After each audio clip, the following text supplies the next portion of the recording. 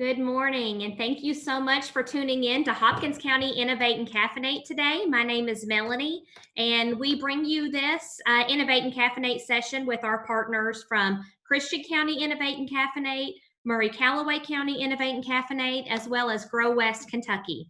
So thank you all so much for joining us. I am very excited to bring you this next presenter. So today I'm going to introduce you to Chase Hollie. And Chase is someone that I have known for a long, long time. If I had to even nail down a year, a time, or how we met, I don't even know that I could pin it down. We've known each other such a long time. Chase is from Madisonville. He's got two beautiful girls, and he has just started a new venture as an author. So, Chase, I'm going to let you chime in here. And I want to know, because we have not had this conversation yet, I want to know what made you decide to write a book. You already are working full time, you're raising two girls, and now you have tackled on this next job. How did that come about? I've always been a writer, secretly. Uh, as I was growing up, I always thought that it was kind of not the cool thing to do, but it was a secret passion of mine and that I kind of put on the shelf. And every now and then I like to toy with it. I would write something and I wouldn't stick with it. And out of my daily routine, I believe it was probably about maybe 5 years ago. My daily routine, like everybody else, we get up in the morning, we scroll through Facebook or we scroll through some kind of social media or we get on the news, whatever. And one of my things that I like to do is I like to watch YouTube videos, and you'll see them on social media a lot. So I'll scroll through them, and if you scroll long enough, you'll find something very inspirational. And I remember this, if I could say the name, Tyrese Gibson had a video on there one time. And he was talking about current circumstances and situations. And it just stuck out because one of the things that he did mention was, and this was at a point in his career where it was all on the downside. And he was just talking about how all the glitz and the glamour was nothing. And he said, have you ever even considered writing a book? And I'm thinking, well, that stuck out because I'm like, I've always considered writing a book. And it kind of took off from there. I'm blessed with a job to where I only work 3 days a week. I'm not gonna lie and act like I work all the time, but I'm blessed to where I only work 3 days a week, and 4 days is more than enough to get some things done. So I went back to that passion and I started to pursue it. So, how long did it take you to write this book? Because in my mind, when I think of writing, it's going to take me about a good 3 or 4 years to even get something down on paper. What is that like? Um, well, we all know that life happens to us. I started this book probably maybe 5 years ago, and then I took like maybe a 3 year break because we, like I said, life happens. But if I had to really sit down and do it, and like I do now, then that book probably would have taken me maybe a year or less. I really like to write. I really like to sit down, and sometimes if we look and if we think about it, we dream, we daydream, but if you can put those thoughts onto paper, or you can put them on a screen or whatever, or in a book, then it's really not that hard. If I had to give anybody any advice, I would tell them the worst thing you could do is not write. You make it sound so easy. Not that hard. I mean, like I said, we do have some people do have trouble relaying and maybe articulating their thoughts, but with enough practice, I mean, you'll be fine. A lot of people ask me all the time, what's that like? And I'm like, it's not really a big thing, but I mean, if that's where you're gonna go with it, then maybe I guess it is. I don't know, but it's just something when you like doing it, it comes natural. I mean, some people like to cook and they don't use a measuring cup. Some people build structures, and you see sometimes where if you go out here today and you try to build something, it's going to be a hot mess. So I mean, so people do have a passion for things, and it comes natural. So I can see where some people say it's kind of hard, because even if the biggest part is, like I said, the worst thing you can do is not write, but the biggest part is grammar. You have to accept the fact that we're all human. There's going to be grammatical error. Just don't make it enough to where it distracts the reader or takes away from the story. But even as my book came out, I seen that it had grammatical error in it. And I was like, well, somebody had to calm me down. It was like, Chase, you're human. It happens. I've read great books that have grammatical error in them, so you should be okay. And I was like, no, no, no, we got to call the publishing company. We got to get this fixed. This is a Right. mess. So your book is called A McCormick Project. Yes. What where did that name come from? Is there a long history of where that comes from? How did you decide on that? Well, like I said, my first advice is the worst you can do is not write. So before I ever came up with a title to the book, I started writing. And as it flowed and as one of the characters said something in the book, then the title popped out. Hmm. So it's actually the last name of the main character, but it was, I can't even think how far you're going to dive into the book until it's actually mentioned. The title's actually mentioned. So I did start writing the book. I came up with the characters and everything before I came up with a title. I'm not a brainstormer. That's, like I said, the worst thing you can do is sit there and try to think it out, draw it out, and then try to find a way to follow your brainstorming ideas. I think it's the worst thing to do, because you don't flow as well, or you don't venture as much in the book. You're always trying to find some kind of guideline to stick along. So what I did was, it came like later on in the book. I won't even say the middle, like towards the end. Mhm. And it just popped. I was like, well, that's got to be it. I'm gonna name it that. It's simple. It actually, when I got with my agent, it actually started out as the McCormick Project, but my agent and the publishing company was like, well, let's go with this. Let's go with the A. Right. And it really, after they read it, it really, I said, well, we can do that. It seems a little awkward to me, but I guess you guys know best. This is my first time, so we're gonna go with that. So you bring up an agent and publisher. This is your first book that's been published, correct? Yes, ma'am. Okay, so how on earth do you even figure out how to start finding those things? How do you start finding an agent or publishers? What do you do? That is frustrating. If I like authors, especially, I believe they would attest to this. When you're trying to find somebody, especially if you're not self-publishing, there's always somebody that's willing to edit it, pass it on to somebody else. They're going to do this. We're going to do the graphic design, pass it on to somebody else. Or it's always one portion of it, and then they want to pass it on to somebody else. And by the time, because the thing is, people don't knock on your door and say, hey, we want to sponsor you, we want to do this. They want money. That's their job, right? So they're going to charge you this amount, pass it on somebody else. Somebody else is going to charge you another fee, and it is very frustrating. So one day, like I said, I found a video on there in Christian Faith Publishing. They're out of Meadville, Pennsylvania, but they're the ones that published my book. And they made the process a little more simple, but it was still kind of frustrating, because anybody that works as publishing, editing, whatever else, they'll take your book and do it as long as you pay them. They're going to take, Right. That's what we do. I mean, some people sit there and I look at other people and they talk about things that they do, and but it doesn't make you great at one point, because nobody really cares as long as they get their money. So Christian Faith Publishing, I had seen them online. They were with the Better Business Bureau, and I messaged them. And I messaged them on the whim. I was like, whatever, throw caution to the wind. I'm going to let them know I got a book, see what they say. And they messaged me back. They gave me a number to call. And when I called it, they got me in touch with an agent. So then I kind of was like leery. I said, I hung up on them. And the agent started bugging me, started calling me, and they was like, well, what's the problem? What's the holdup? And I finally told them, I said, okay. I said, what's the process? And they said, well, we'll do it all. We do the editing, we do the publishing, we do the graphic design. We have our own team to do everything. But the kicker was that I had to submit my manuscript in order for them to even be bothered with it. I'm like, you're not going to take my money, but it kind of made it frustrating. So once again, she gives me the information. We hang up. She does not hear from me for probably about 2 weeks. She calls back. What's the deal? I have not received your manuscript. I'm thinking in my mind, no, they're going to take it and they're going to go with it and they're going to create something else better, or they're going to whatever. And then I'm going to be left with the damage. Mm-hmm.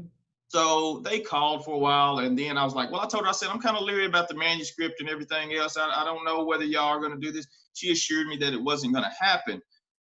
So I submitted it. And when she said that I had to submit it, she said they're going to read it to decide whether they want to deal with it or not.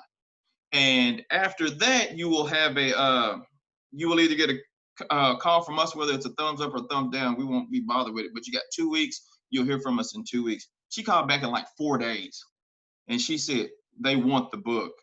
And I'm like, now I'm to the point where you're serious. You really? And I'm in traffic, and I'm like, I had to slow down and get off the road because I'm like, there's no way. I said, it's still a gimmick. It's got to be a gimmick. She's like, no, seriously, we want the book. So they discussed the particulars. I was assigned to agent, her, and it took off from there. The process wasn't that bad because they handled all of it. They made it very easy. And I did mention that it was Christian Faith Publishing that did it. So it is a faith-based book. It is very faith-based. It's a novel. And they have been more than helpful. Here in the future, there's going to be a YouTube commercial that's going to come out about the book. There should be its own page that's going to come out about the book. I don't have the particulars yet. They haven't dropped me all the information, but that's what they're working on now. So they make it easy. Yeah. The only thing now is selling it is not so fun, but it's a great journey because you're learning, you're meeting new people, and then I've actually made some new friends. So I mean, it's a wild ride. I'm excited about the next project as well. But yeah, Christian Faith Publishing, if you haven't heard of them, and if you are a writer and it's faith-based, they will take care of it. And they make it easy. It's copywritten, rights, contracted. I mean, it's great. It's great. Right. So That's awesome. So you mentioned sales. I know that your book is for sale on Amazon and at Barnes and Noble, if I remember correctly. So yes, how ma'am. are sales going so far? I would be lying if I told you I expected it to go this well. If I say I knew it all along, but I didn't. Sales are going great. I stay high on the chart. So people are actually getting in there and buying the book. It's got some great reviews. Anybody that's watching this, I would encourage you to go to Amazon, look at the book. Even if you don't plan on purchasing, maybe you can read the reviews and it'll change your mind. But it is, the sales are going good. They're going great. I mean, the first 10 copies I got, they send you a complimentary 10 copies. And I called myself just, if you followed me on Facebook or Instagram, I'm always trying to post something inspirational. So I tried to post an inspirational picture of 10 books stacked on a table. And I told them, I said, watching the dream come true. The dream is finally unfolding. That thing took a turn. People started pulling up at my house. I wasn't selling the book online. They just pulled up at my house and they started saying, we want the book, we want the book, we want the book. And before I knew it, I had to run to my mother's house and give her one because you got to give it to your mom for free. But I gave it to her. I was like, you got to have this because I'm not going to have any later. So it's sold. Those 10 copies went within like the first hour. Wow. Then the next day, because they were just complimentary copies, the book had not been released on Amazon yet. So that was frustrating because now I've got people in my DM. I've got people blasting me on Facebook talking about when can we get it? Where can we get it? Now, the most embarrassing thing is it's not available yet. So 48 hours, it came up on Amazon and that thing started booming just like that on Amazon. So out of the first week, out of 100 areas in the country, I've sold 13 of them in the first week. So that's the goal now, to try to get all 100. Wow. So I'm gonna be on the move here in the future. I had a coffee shop actually ask me for 5 copies, so that's the next thing. We're all supporting local and everything like that. So I'll probably be visiting any local business that's looking at this now. I'll probably be visiting you in the future, right? About the book. But like I said, it's caused me to step out of a comfort zone. I've always been a people person, but sales is not something that I've ever done, and it's truly extraordinary. I'm having fun with it. Well, selling a product is one thing, but selling something that comes from your soul, something that you created, is so much more vulnerable. So I can see where that would be so much more difficult to do. Oh, I mean, I was waiting on the critics Yeah. because the book, one strategy that I use with the book, if you see the book and you go online and read about it, it does not tell you what's in that book. It just tells you that it's inspired by my life experiences and the things that he's going to experience, but it's not really that specific. So you do have to open the book. If you've seen the cover of the book, it is very intriguing. It makes you want to, okay, what's in it? So that was one of the strategies that I had in order to try to sell the book, because I'm the type of person, I don't pick up, I read a lot, but I don't pick up books and read the back of them. If it just catches me, it catches me and I'm in there. Right. And generally I've gone off of that and it's not failed me one time. So I wanted to do that. And then when people started opening the book, I was like, what about the critics? I said, here they're going to come, they're going to have critics. And people just started loving it. And I mean, they were like, it's a great story. They asked for a sequel. I've had like over a dozen people ask me to write a series on top of it. Right. And that was not in the works. I'm not gonna lie, it wasn't. I was not gonna do that. That book was there. It's my first project. I wanted to put it out there. I wanted to be done with it, move on to other things that other ideas that I had already had. But now they're causing me to backtrack, and then I've got to go back and I will give another book. There's going to be a series. There is going to be a sequel. There's going to be Awesome. a series. So, what has been your most exciting part of this journey so far? I get to give people a different perspective. One thing that I believe book writing any kind of thing that you write, or if anybody opens a book, I believe it's a superpower, because the world we live in today, as you know it, then if you open a book, I can create a different universe, Yeah. or I can bring forth my dream. And if I can draw you in and get you to see things different, trying to I'm not trying to hypnotize anybody. I'm not trying to cause anybody to see anything that they shouldn't, but I just want you to look at things from a different perspective, Mhm. you know, and that's what this book does. And if you, like I said, if you read the reviews, they will tell you that, it gave them a different perspective. They were able to look at things in a different light. It's about some experiences, and no, there's nobody in here that you can tie it to. Every character in there is just a piece of me. I'm trying Okay, to so write down names and make connections right now. man, I had people in my DM. I'm trying. Is this your friend so and so, or is this you, or this guy? This seems like this was such and such, and I'm like, that is far from what you could think right now. That is not true. But everybody, I did have one person spot on. They said all these characters that knew me personally. They was like, all these characters that I've read in this book seem like a part of you, and that's the truth. It was inspired just by different viewpoints and things that I've experienced, and it's just like I said, it's a superpower, because you go about day-to-day living, and the truth is, you as a person now, you have your life as you know it, and then you have this dream life that you want to have, that you work towards. But if you can't get there, that's my belief. I can put it in a book and I can take you there. And that's what I love about it. And it says it on my author's page, welcome to my universe. I try to bring people into my universe, my level of thinking. I'm not no better than anybody else, but I just, that's my perspective. And a book can cause you to have a different perspective, a different viewpoint. I've already had people DM me and tell me, with this book, I'm starting to look at things different now. But it's a faith-based novel. There's nothing tricky in it. It's just a faith-based novel. It's a great story. He's not going to hypnotize you. He's not tricking you. Not tricking you. It's a great story. It's a beautiful story. That, like I said, a lot of people have said. I remember I had a friend say, "You should write a sequel." I was like, Man, I'm not taking your opinion. And you should write a sequel. And then like 4 or 5 others come in the DM talking about write a sequel.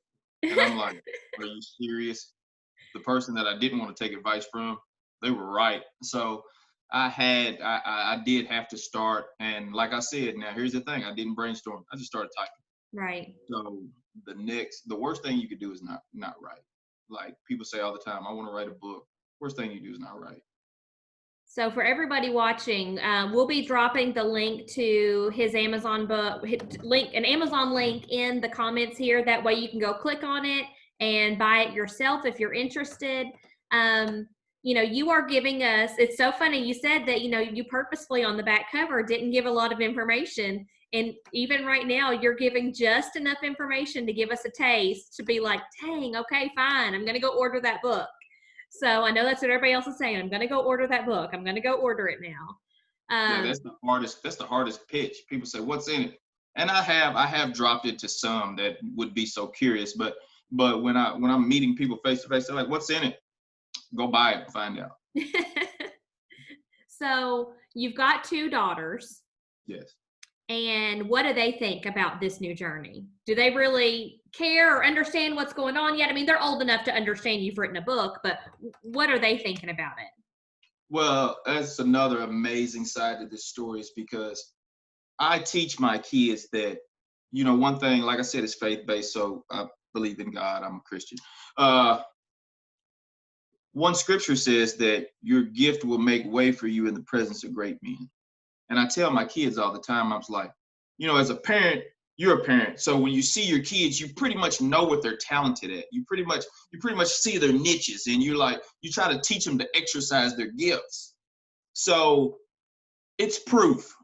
Now I have the physical evidence that your gift will make way for you if you just follow it, you practice it. My biggest mistake was I have a 10-year-old. Addison is my youngest. And I was her age when I started writing. I was in 5th grade. I was going into 5th grade, 4th grade. And I remember being in class and the teacher, she would hold out, anybody that's in that class, they can attest to this. She would hold out a day. We had to read our English work that she would give us. She would give us projects, but she would also give us every now and then, she would give us a free day to just freely write, just whatever we wanted to write. And I came up with a story in 4th grade that it had sequels to it. Every week she would hold out a segment in class to where I had to read it and the kids would love it. But like I said, over time, I still practiced it, but I never pursued it. I really never had anybody to push me to pursue it. Nobody ever sat me down and said, hey, you might want to look at this. Mm-hmm. So with my kids, I raised them that way. Now I'm like, whatever gifts you have, let's work on that. Let's practice that. My 10-year-old, she's pretty much out there. She just loves it. She's a social butterfly like her dad. But she has many gifts. We're working on that. My 12-year-old, on the other hand, she'll be 12 in August.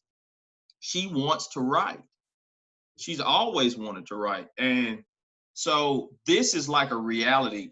It's like a kick in her pants for her, because now she's like, okay, Daddy, I want to write a book. And now we've sat together. We've actually got a project that we're working on together. Oh, yeah, I'm busy when it comes to writing now all of a sudden, but she's got a project. We've got a project that she wants to work on. So we work on that together. My 12-year-old Aria, we work on that project, and they're believers now. It's hard when you're a parent, you try to tell your kids something, and they're so young, they know more than you do, and it's in one ear and out the other. So now I have the physical evidence. They're on board. Yeah. They're excited. Now my 10-year-old, you can't tell that she's not proud of Daddy. She's telling everybody, have you read my dad's book? It ain't been out there long, Addison. People haven't heard about that, but I appreciate the marketing. My 12-year-old, she's excited about it. They're actually stoked that I have many books in my house, but my book is now on my shelf, so mm-hmm. they're happy about it. They go periodically and type in on Amazon just to see their dad pop up. That's awesome. So Addison woke her mother up in the middle of the night and was like, Mom, I know you got to go to work in the morning, but Dad's on Amazon.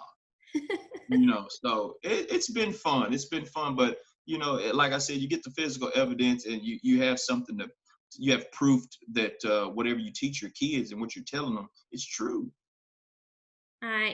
We hear these stories, we talk to a different entrepreneur every week and from all different stages. And so some people we talk to are just getting ready to launch their business. Other people might have been in business for years, but the overwhelming story is always, what can I teach my kids or the future generations? And, about just, an entrepreneur is just built differently. I'm not a big risk taker, but entrepreneurs by nature are just more willing to be able to go after it.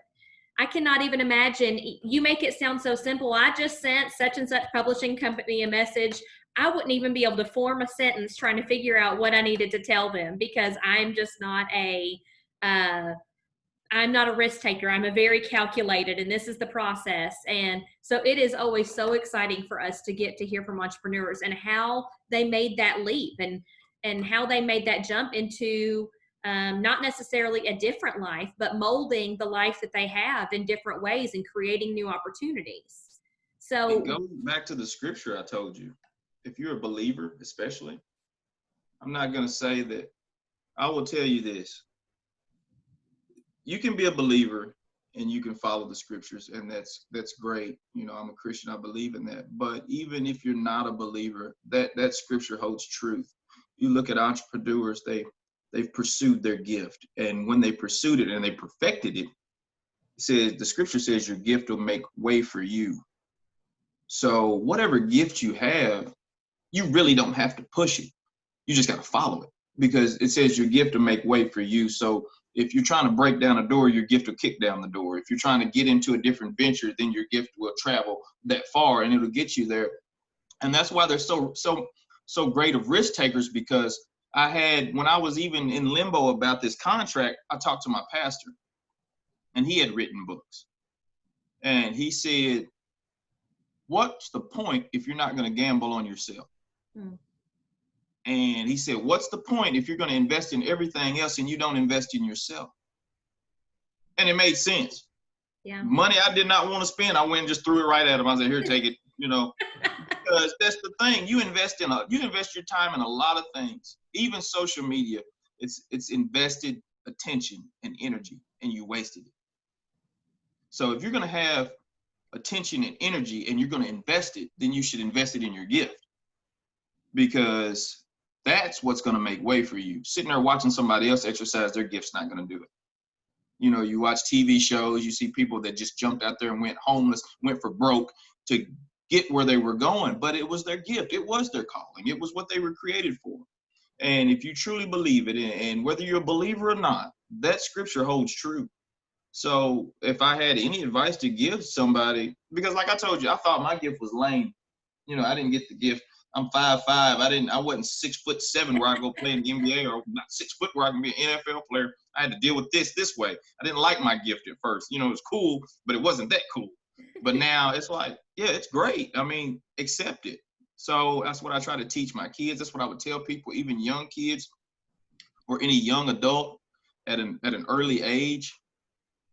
Hone in on your gift, accept it, perfect it, love it. And I promise you, what might seem weird to somebody else, what might seem out there to somebody else, there's billions of other people that's going to love it. They're going to love it. Whether somebody else hates it, there's one person going to hate it, 1,000,000 to 1 that's going to love it. So you just have to perfect it. You have to believe in that gift and believe in yourself and invest in yourself. Don't waste your time investing in everybody else's propaganda. It's always good to invest in somebody who's doing something positive and push them along the way, but make sure you spend some of that energy and that money on yourself. That is absolutely incredible advice. Right before we got started, I know we've got to close up here in just a minute, but right before we got started, I was asking about your mom, because I know your mom too, and you said that you were so surprised at the support that she's even gotten from this. Yes, her coworkers. It was funny because my mom, she's not a reader. She doesn't read. Let's be honest. She does not read. So she always heard me talk about this book, but I think my mom was kind of leery about it too. She was like, I don't see this thing coming to pass. But when I handed her the copy, she started reading it.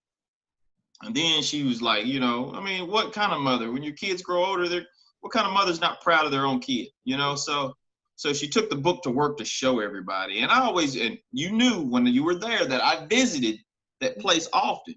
Mhm. So they were all on board. They wanted it, and the staff took it. So they all got a copy. And when she came and gave me the feedback, I had some of the staff DM me talking about, I'm in chapter 2. I love it already.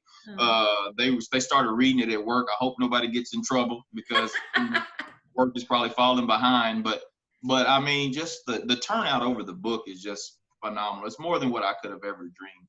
I just thought that people would buy it and you wouldn't hear nothing. Maybe you hear something here and there, but people have really been overwhelmingly blessing me with comments, feedback, reviews. You know, if anybody's watching this and you've read it, and whether or not, you know, there's nothing to DM me and talk to me about it. Please fill out a review. It's all so far it's gotten all 5 stars. So please fill out a review. You know, encourage somebody else to buy it, and those that don't read, buy it and give it to somebody else who does read. That's You right. know, I mean, it's an amazing journey, and my mother, she's loving it right now. I mean, yeah, she turned into my marketing agent all of a sudden.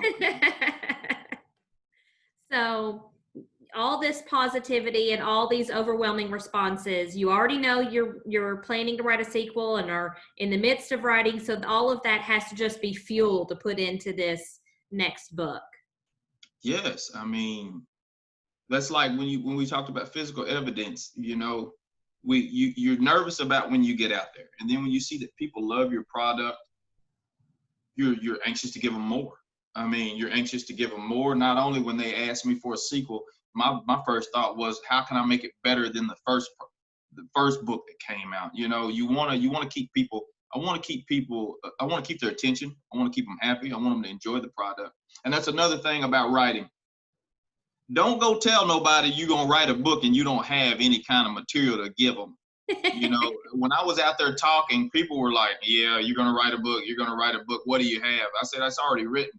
Then they were like in tune and wanted to talk, because most of the time in their profession, people are just telling them that they're going to write a book, or I've always thought about writing a book. What should I do? Nobody wants to waste time with somebody who doesn't have anything, you know? So if you're going to write a book, worst thing you could do is not write, because you need product to present to somebody, to invest in, to read. I mean, so you can't tell anybody that I'm going to invent an electric toilet paper roller and there's not one invented yet. So you have to have something out there for somebody to grasp a hold of. So yeah, worst thing you can do is not write. Guys, thank you everyone so much for tuning in today. Chase, thank you so much for hopping on to Innovate and Caffeinate today and doing this with us. We're going to drop his Amazon link in the comments so that you can see that, but also, you know, ask him questions on this feed, and he'll, you know, try to get on here and answer those too. We're really excited to see what comes next for you. Oh man, I'm stoked. And yeah, anything, like I said, even on this feed, DM me, find me, DM me, whatever you want. You see me out in public, I'm always willing to talk about it. Always willing to help somebody else and give back to the community, or give back to anybody, any individual. One of my main mottos is that I'm hoping to touch people in places that I'll never go or travel, or people that I'll never meet. So that is my main goal. So like I said, if you don't read, please buy it and give it to somebody else who does read. Awesome. Okay, so, you know, we appreciate everybody tuning in today. As always, if you are watching this from somewhere else, we know that this streams all over Kentucky and other places. Please feel free to email me, reach out. My name is Melanie. You can email me at mtap@westcentralky.com. Please email me and we'll talk about how to get an Innovate and Caffeinate in your community. And otherwise, join us next week. We've got a new entrepreneur every week being showcased from all over Western Kentucky. So tune in next week and we will see you then.